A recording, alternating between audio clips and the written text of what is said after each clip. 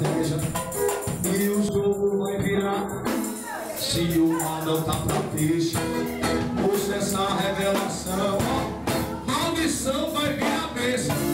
Se tu vê, se o teu barco está no raso, pra o fundo Jesus vai levar.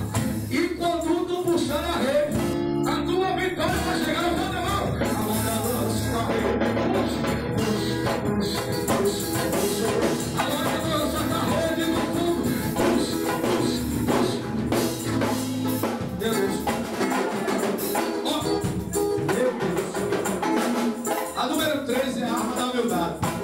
Alô, irmão, esse CD novo eu faço a letra, missionário, pastor, e depois eu fico assim, ó. Fui eu que fiz. Jesus, olha a número 4. Eu vou nem cantar o resto não. Vou cantar só um pedacinho da número 4 pra gente entrar na palavra. Olha só que palavra. Fala. Eu sei que em João Pessoa não tem fofoqueiro. Eu sei que no meio da igreja, no meio das igrejas não tem fofoca não, eu sei. Mas eu fiz um hino, olha só. Ai meu Deus, está até quando eu fico a me perguntar, os fofoqueiros de plantão querendo me caluniar. Ó, fala seu canto, fala seu grito, fala até se eu calar.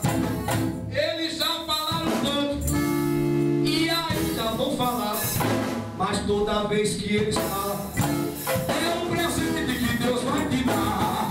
Porque eu sou falador, você tá divulgando a gente. Toda vez que você critica, Jesus tá dando um presente. Fofoqueiro, sou falador, você tá divulgando a gente. Toda vez. Segura. Muita gente já falou e muita gente ainda vai fofocar.